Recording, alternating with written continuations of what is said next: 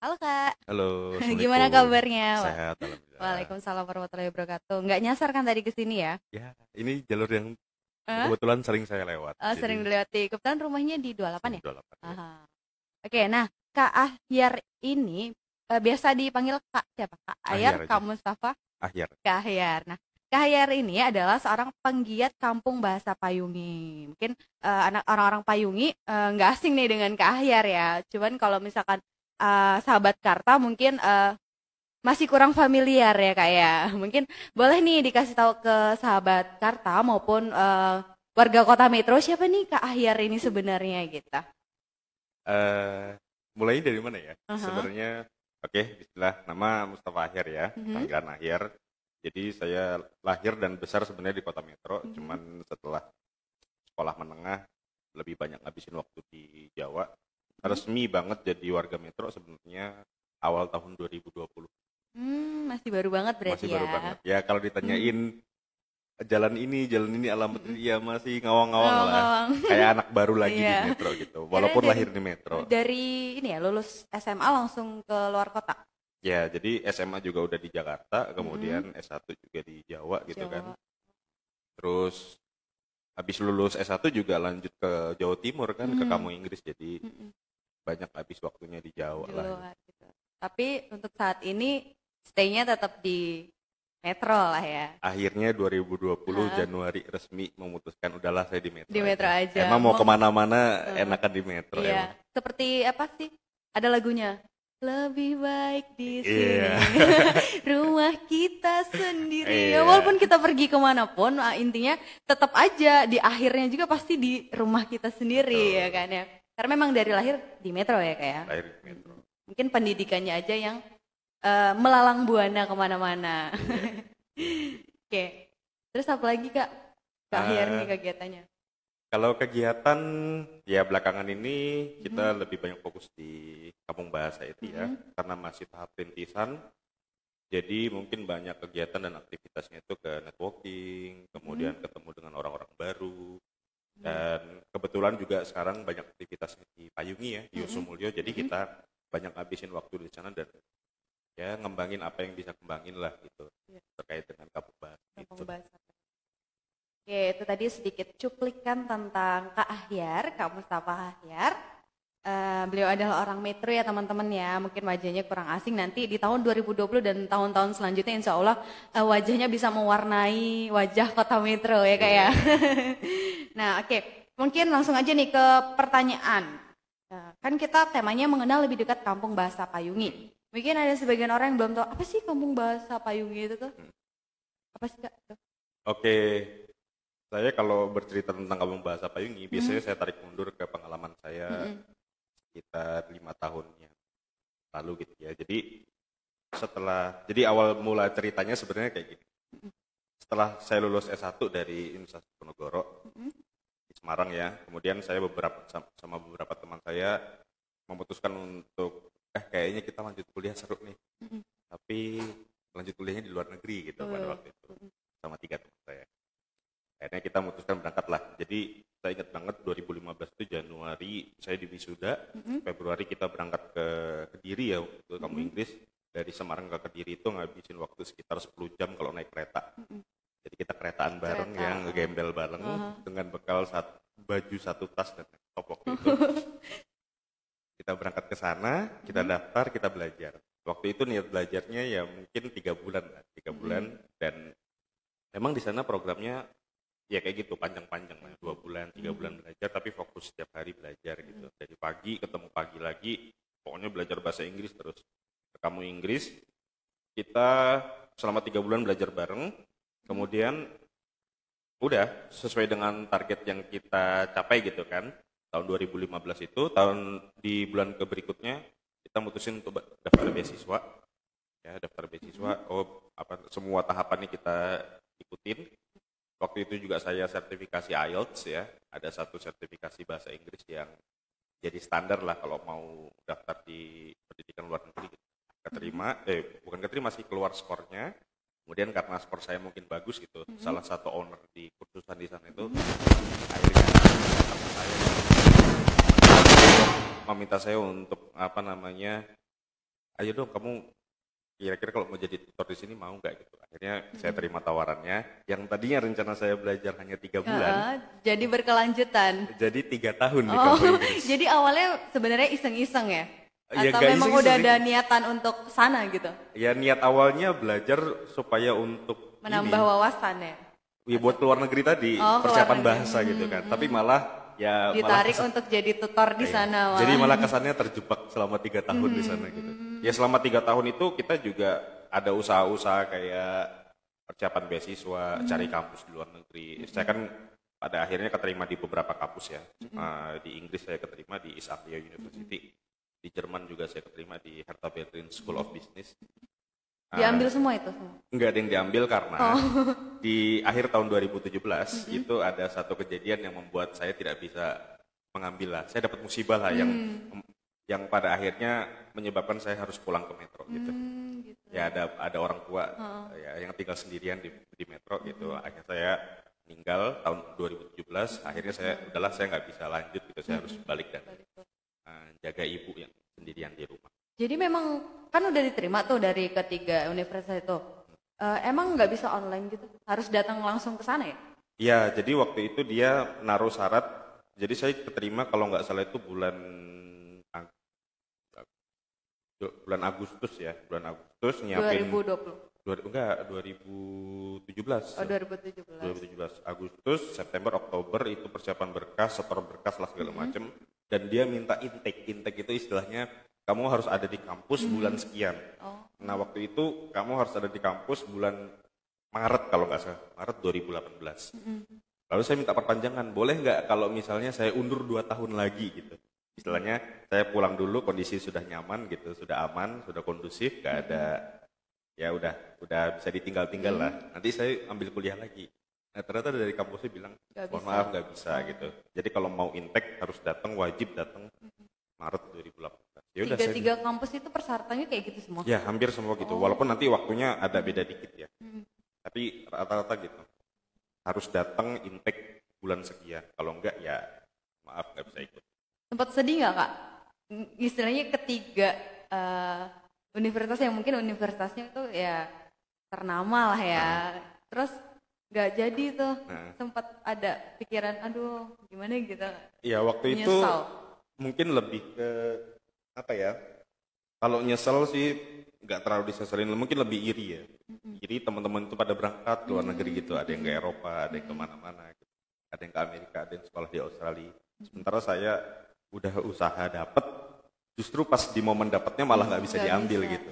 3 tahun berjuang lah istilahnya gitu malah nggak dapet gitu. Jadi ya akhirnya iri aja sih kayak oh teman-teman bisa berangkat. Kalau nyesel sih enggak, karena kalau nyesel kan saya dihadapkan ke satu kondisi di mana takdirnya emang takdirnya emang begitu.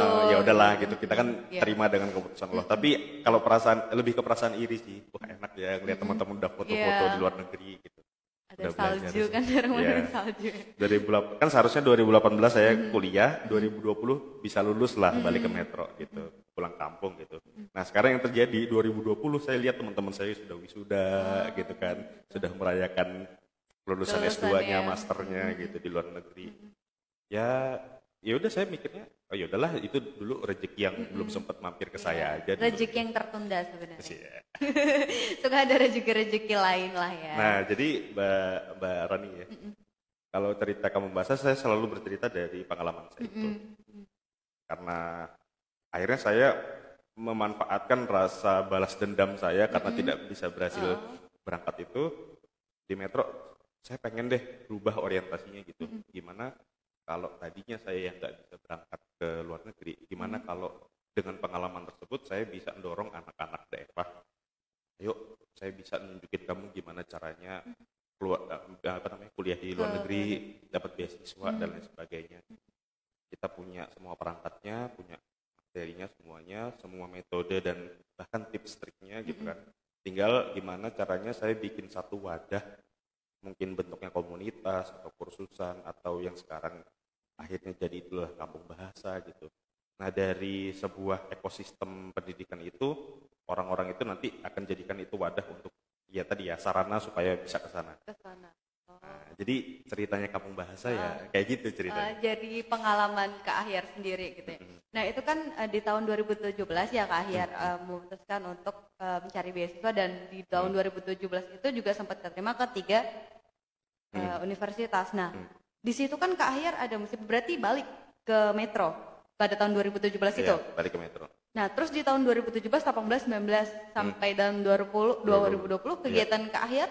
Jadi 2017 saya masih di Metro sampai 2018. 2018 saya karena nggak ada kerjaan gitu kan, saya akhirnya nyari beberapa kerjaan profesional lah. Waktu itu saya keterima ikut sama salah satu kontraktor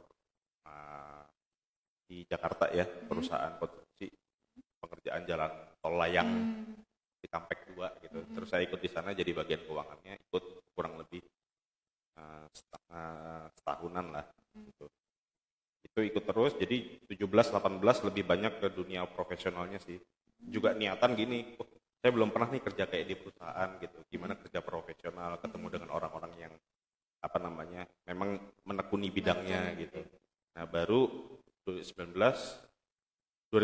tuh mungkin sekitar bulan November tuh udah ancang-ancang, udahlah kayaknya udah cukup lah di Jakarta gitu. Ngerasain ternyata Jakarta tuh keras gitu, pokoknya hidupnya pokoknya bangun pagi subuh pulang lagi malam gitu, dunia kayak gitu. Terus ngerasain aduh udah kayak apapun lebih enak di Metro gitu. Akhirnya ya tadi awal 2020 balik. Berarti tahun 2020 itu di bulan apa? Januari itu sudah berdiri Kampung Bahasa Payungi atau masih kepikiran di Kak Ahyar? Belum, sebenarnya gini, dari tahun 2018-2019 itu sebenarnya selalu terpikir gitu, saya pengen bikin kampung Inggris, saya pengen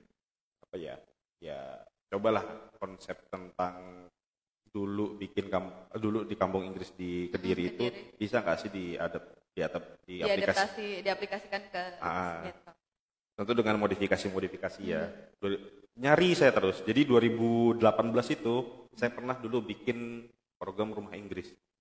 Saya publikasikan gitu, yang daftar cuma satu orang.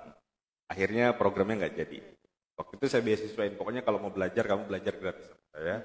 Intinya mau ikut sama kita.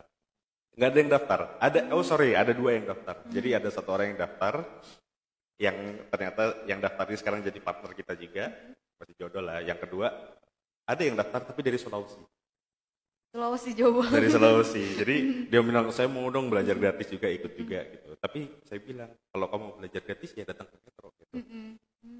Nanti masalah tempat tinggal segala macam ya kita cariin, tapi kamu biaya sedikit gitu. Tapi ya dari Sulawesi gitu, gila jauh banget gitu. Biayanya dong. Kok bisa dia dapat informasi gitu. Justru yang di lokal-lokalan malah nggak dapat infonya gitu. Jadi ya kampung bahasa itu ya 18-19 masih mikirin nggak ketemu. Januari saya masih nyari partner lah ya. Jadi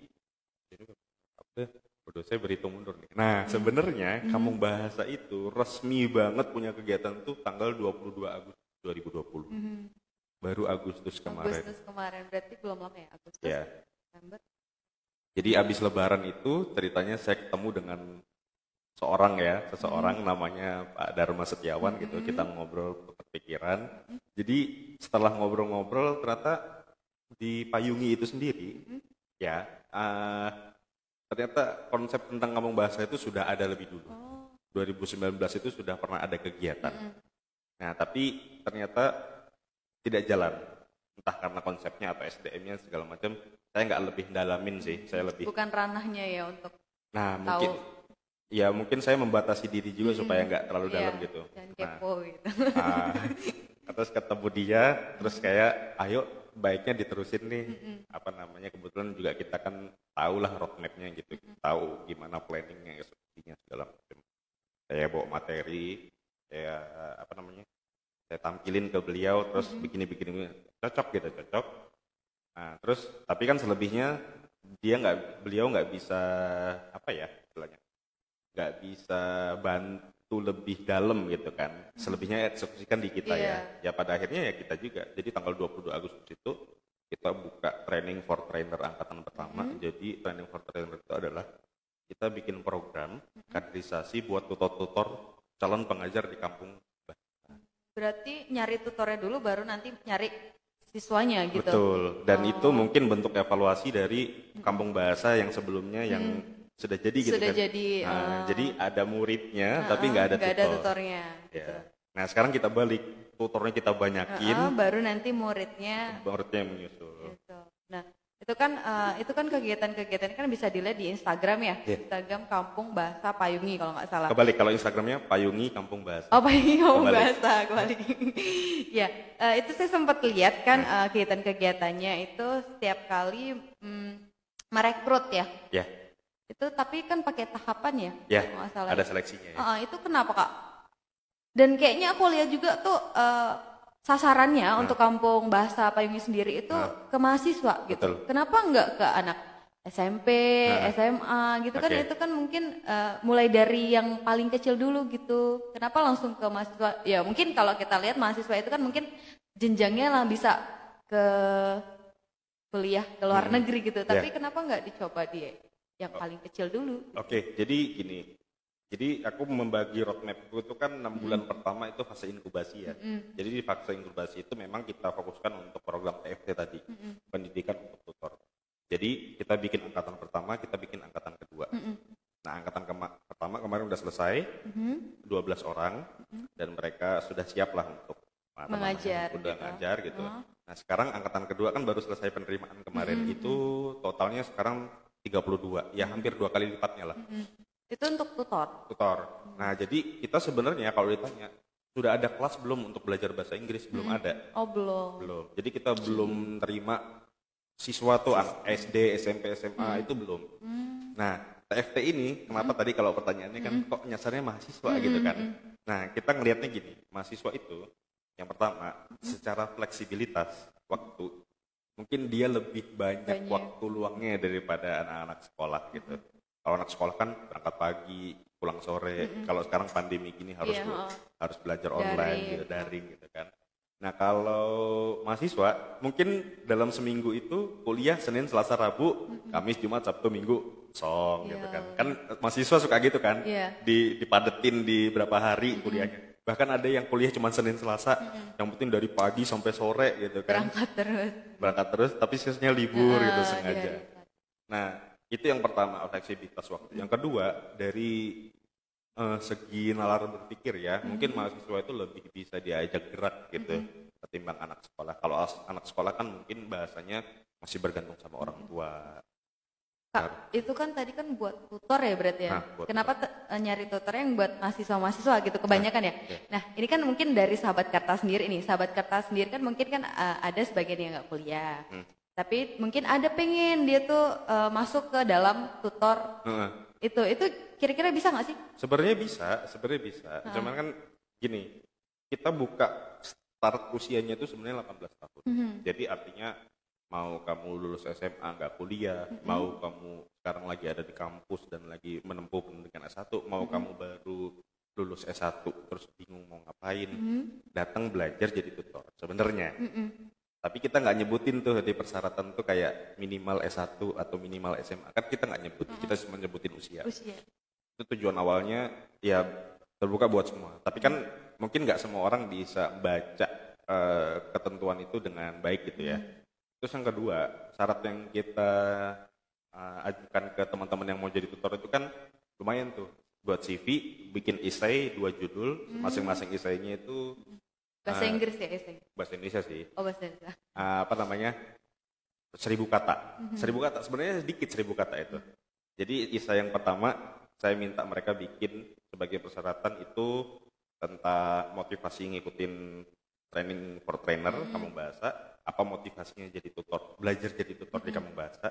Kemudian esai yang kedua, saya minta mereka bikin esai tentang kota metro sebagai destinasi wisata pendidikan. Nah, jadi bukan destinasi wisata, tapi destinasi wisata pendidikan. Nah, dari kedua esai itu saya jadi tahu kan mereka tuh bagaimana cara pandangnya terhadap sesuatu gitu kan. Sebenarnya itu cara menyaring juga. Banyak orang yang nggak betah juga nulis esai. Akhirnya mereka mengundurkan diri gitu. Maaf Kak, saya nggak bisa ikut karena nggak bisa bikin esai. Padahal cuma 1000 kata. 1000 kata. Ngarang sebenarnya kan. Iya, kan karangan ngarang. bebas. Opini kan. Iya, opini. Pendapat pribadi, nggak harus riset juga gitu. Tapi banyak juga yang nggak sanggup gitu Iya, kan. iya. Nah itu cara kita menyaring orang-orang yang sebenarnya lu serius mau belajar sama kita atau enggak gitu kan. Dari situ kelihatan. Nanti di tengah perjalanan kami yakin 30 sekian orang ini juga akan mengalami Mundur, ya. seleksi alam. Seleksi gitu. alam, betul. Dan itu terjadi di angkatan pertama. Angkatan pertama itu dari 25 orang, itu sisa tinggal 12. Dan 12 orang ini ya militan, jadi semuanya. Mereka siap tempur, siap berkarya gitu kan. Nah yang 12 orang lainnya, 13 orang lainnya, ya udah, memang sengaja kita Iya. singkirkan karena mungkin mereka tidak siap dengan gerakan-gerakan Iya. ini gitu kan. Mentalnya Gitu. kurang siap, kurang sanggup kali ya. Iya. Oh, jadi gitu. Berarti fokusnya ke tutor dulu. Tutor dulu. Oh, dan ini masih ke angkatan Ini Dua. baru mulai angkatan kedua. kedua. Dan tidak ada angkatan ketiga. Jadi udah stop di angkatan Stop, kedua. Wah, angkatan berarti teman-teman Karta nggak bisa nih? Bisa, tetap bisa belajar. Kan tidak harus belajar menjadi tutor. Oh iya, belajar untuk Bahasa Inggris. bahasa Inggrisnya Iya. gitu. Oke. Jadi setelah selesai nanti periode inkubasi 6 bulan ini, sesuai dengan roadmap-nya kamu bahasa, nanti setelah selesai fase inkubasinya, kita masuk ke fase startup, ya. Di fase startup itu nanti teman-teman bisa mulai belajar dan ikut dengan program kita. Nanti kita akan desain kampung bahasa yang ada di Payung itu, di mana ya suasananya seperti kayak di Paris sana. Jadi kamu tinggal di situ. Iya, berbahasanya bahasa Iya. Inggris gitu. Karena memang di Kediri ya itu Iya. memang sudah terkenal ya. Iya. Ini ya. Karena warganya juga baik warga biasa maupun pelajar di sana kan berbahasanya bahasa Ya, Inggris. karena gitu. harus gitu kan 24 jam.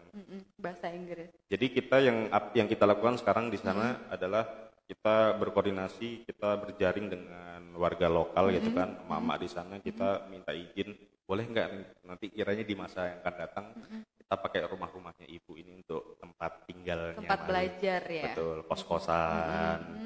Yang penting Homestay gitu. homestay ya, Iya, bahasanya iya. homestay, camp. Iya. Nah, gitu.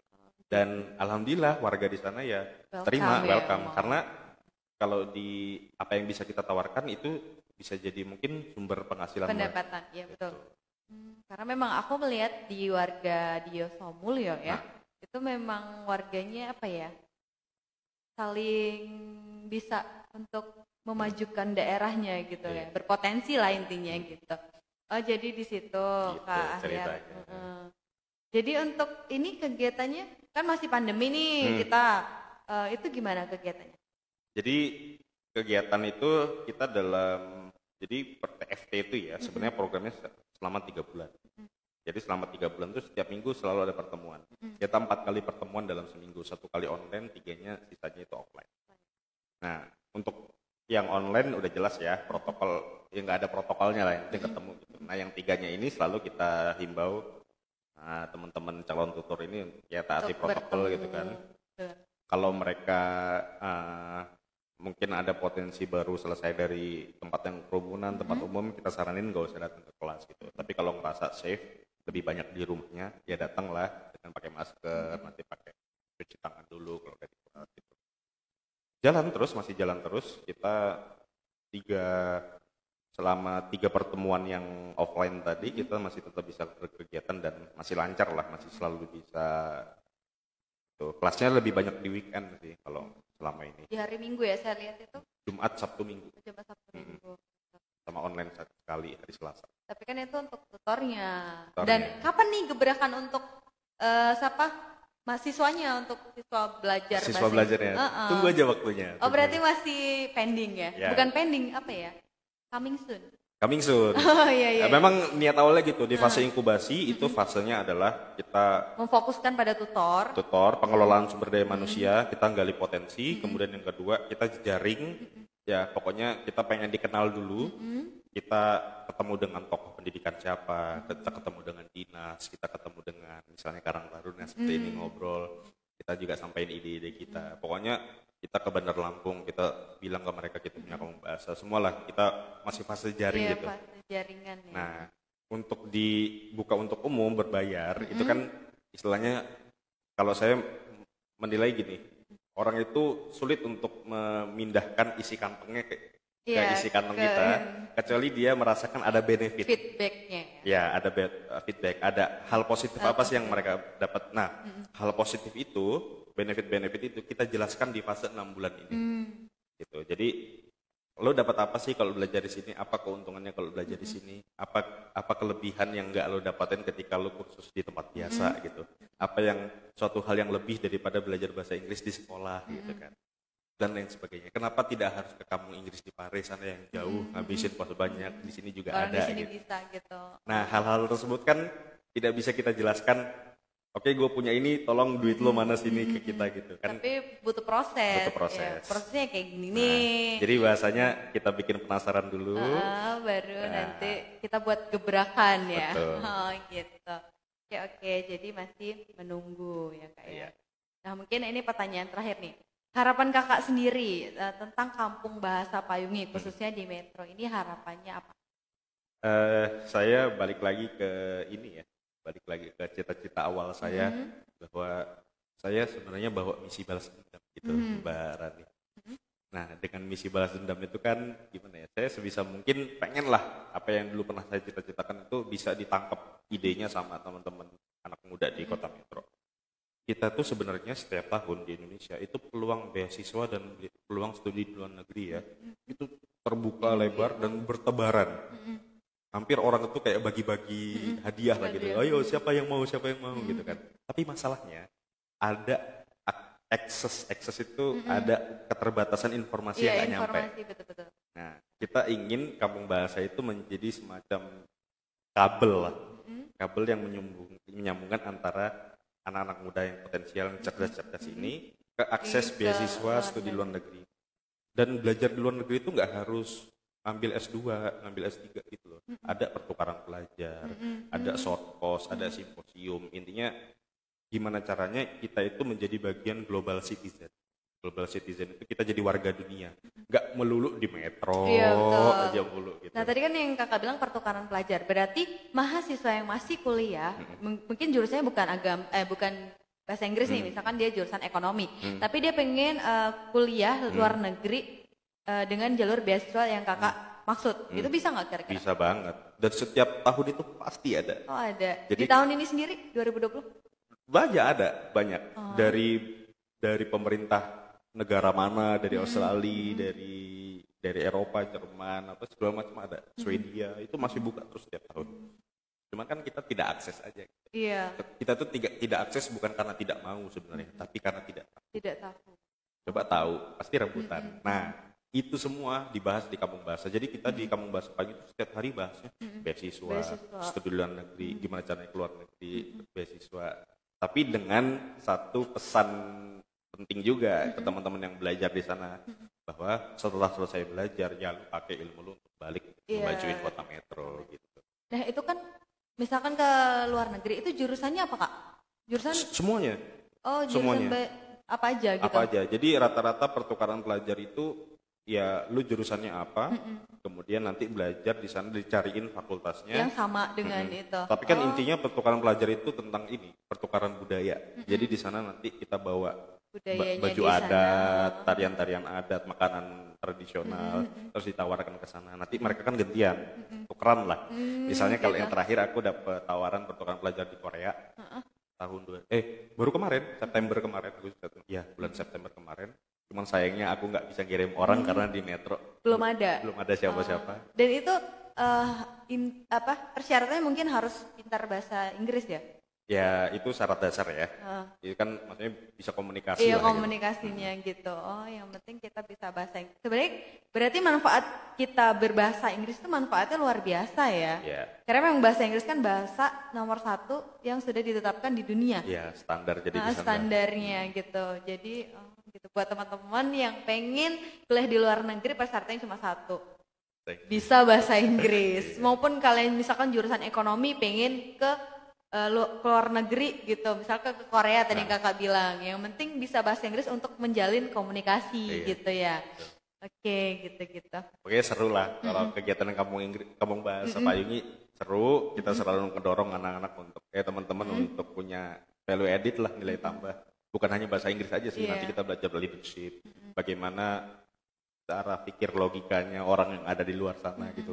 Kenapa Korea itu bisa maju, kenapa segala macam. Nah kita nanti juga banyak materi. Bukan cuma belajar bahasa Inggris. Nah untuk sekarang nih tutornya diakumulasikan dari tahun tahap pertama ya. Nah. Itu kan bulan Agustus Iya. sampai dengan tahap ini berapa kira-kira? Udah. Berarti angkatan pertama itu 12 orang, yang sekarang ada 32 orang, berarti 44 ya. 44. Tapi kan yang angkatan kedua belum kelihatan nih. Maksudnya nanti siapa? Ini siapa yang seleksi alam Iya, gitu. Oh belum gitu. kelihatan. Tapi Pokoknya intinya cuman sampai tahap kedua aja. sampai ke tahap kedua. Untuk tutor ya. Iya untuk tutor. Heeh. Soalnya nanti gini kejadiannya. Masa banyakan tutornya daripada Iya muridnya kan nggak benar-benar pengen juga sih gitu.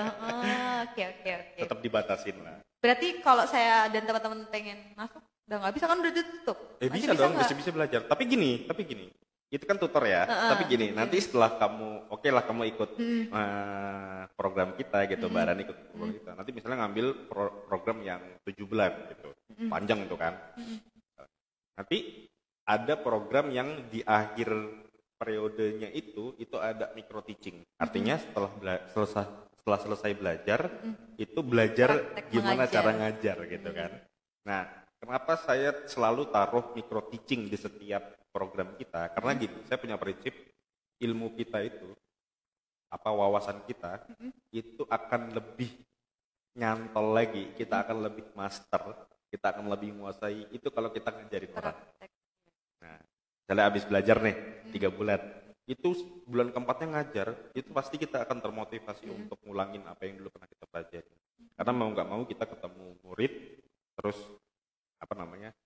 waduh nanti harus ngajarin apa nih kelas, malamnya akhirnya kita belajar nyiapin materi, gimana ngondisiin kelas supaya nggak krik gitu, supaya nggak garing nggak gitu kan. garing. Jadi kalau misalnya nih, contoh aja misalnya Mbak Rani nih, misalnya nanti berminat belajar, ya sebenarnya ada peluang untuk jadi tutor juga. Intinya fokus belajar nanti 3 bulan atau 6 bulan belajar gitu kan. Nanti di bulan akhirnya kita tawarin, mau nggak belajar ngajar di sini. Kalau cocok nanti misalnya Mbak Rani juga betah dan emang dunianya adalah dunia akademik, senang ngajar gitu. Ya udah kenapa nggak bertahan di sini aja? Kita bikinin kursusan di sana. Bikinin kursusan sendiri loh, bukan punya saya loh. Iya. Mbak Rani nanti oke, kamu mau ngajar, kita bikin kursusan di sana. Ya udah bikin misalnya Maharani Course gitu. Ya, kursusan bahasa Inggris punyanya Rani gitu. Ya udah bikin sendiri di sana. Kan di sana itu nanti akan jadi ekosistem. Semua tutor itu akan kita dorong untuk punya kursusan Punya sendiri. kursus sendiri. Jadi namanya nanti kampung bahasa itu bukan kursusan, sebenarnya kampung. Kampung. Ya nanti akan banyak kursusan seperti di kampung Inggris di Pare. Nah, gitu. Oke, itu harapan dari Kak Ahyar sendiri ya. Mungkin di tahun 2021 insya Allah bisa lah ya kayak terrealisasikan harapannya itu. Iya, insya Allah. Karena kan kita Kak Ahyar sendiri kan menguatkan pada tutor dulu. Nanti setelah itu baru buat gebrakan untuk mencari siswa yang ingin gabung ke Kampung Bahasa Payung. Tentunya dengan biaya relatif ya, kita standar lah ya. kondisikan dengan situasi metro. Iya. Sebenarnya kalau di Pare itu udah murah loh. Sebulan itu cuma 900.000. 11.000. Dan itu pertemuan tiap hari. Ya dibandingin sama ya misalnya sekolah gitu kan, SPP-nya hampir sama gitu. Nah mungkin nanti ada penyesuaian lagi lah. Nah itu yang masuk ke tahap riset juga kan, kita nggak bisa langsung. Iya, Kalau mau kursus di kampung bahasa biayanya segini. Nah kita kan nggak bisa Lihat kondisi metro ini seperti apa, pendapatan orang tua seperti apa gitu kan. kita sesuaikan juga. Berarti untuk tutor sendiri tidak ditarik biaya nih atau ada biaya? Pendidikan tutor ini tutor. gratis. Oh gratis. Jadi mereka belajar gratis. Enggak, kok mukanya Mbak Rani kayak, waduh, kok aku nggak dapet? Iya kok aku minum Kok aku Iya, terlambat ya? pengen waktu itu, cuman masih ragu. Tapi sekarang udah telat ya, nggak bisa gabung ini berarti? Ya bisa lah lewat jalur belakang. Oh, lihat orang dalam berarti. Kan kita direktur ya, bisa diatur lah. Oke. Tergantung, Pengen sih sebenarnya. tergantung keseriusannya. Kalau serius, oke, kita masukin. Karena kelasnya juga baru tadi malam pertemuan pertama. Jadi masih panjang lah. Maksudnya kalau ketinggalan nggak ketinggalan banget lah, baru banget. Karena kan biar bisa kolaborasi maksudnya gitu kan. Kalau saya kan memang di Karang Taruna gitu kan, di payungnya itu kan berbeda. Nah, Di Kampung Bahasa itu kan mungkin orang-orangnya yang berbeda juga. Maksud saya kalau misalnya saya bisa bergabung, saya bisa mengajak teman-teman lainnya untuk mengenalkan Kampung Bahasa Payungi ke warga Kota Metro. Karena kan memang sekarang tuh dari mulut ke mulut dulu betul. gitu kan, baru bisa dikenal. Apalagi Mbak Rani kan orang pariwisata kan. Iya. Nah, di Kampung Bahasa Payung itu kan sebenarnya adalah Iya. konsep ekosistem wisata pendidikan. Orang yang pengen ngerasain wisata pendidikan itu kayak apa sih? Ya sebenarnya nanti ke Payungi. Walaupun sekarang belum jadi ya, Iya. masih dalam bentuk konsep gitu. Nanti pasti Iya. orang pariwisata Iya, paham lah yang dari kayak dulu gitu. tuh pengen, cuman ya itu dibilang nggak ada aksesnya, nggak ada orang dalam yang nggak ada orang kenalan lah istilahnya ya. Walaupun saya kan Yoso Mulia itu kan masih ke dalam metro ya apa ya? Metro Pusat. Iya, metro pusat. Kalau saya kan Yosodadi metro timur. Tapi kan sebenarnya tetanggaan, masa nggak dilirik sih?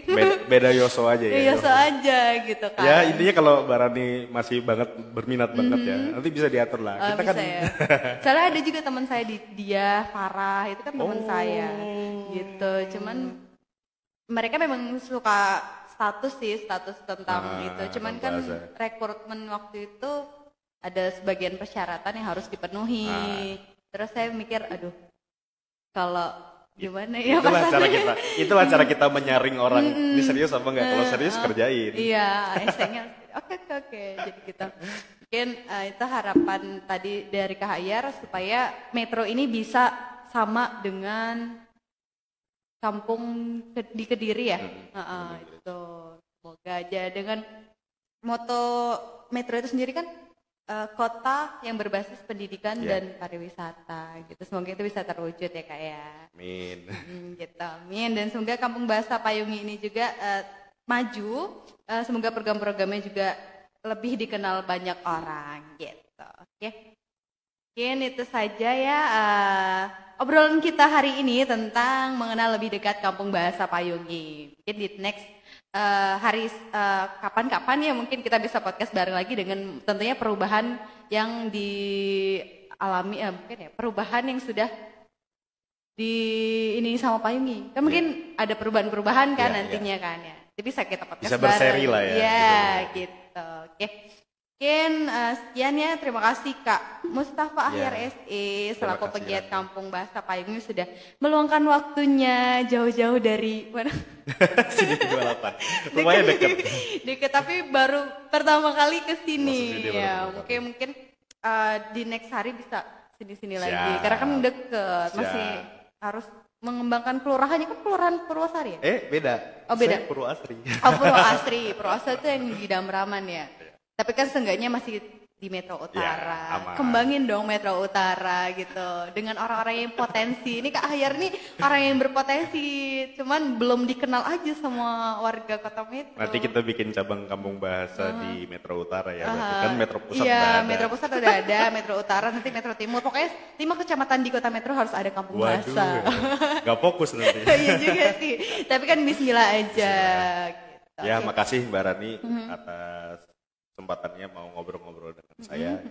Saya nganggap ini adalah niat baik untuk menyebarkan informasi yang positif buat warga Metro. Gitu. Oke, makasih Kak Ahyar dan kami akhiri dengan mengucap wassalamualaikum warahmatullahi wabarakatuh.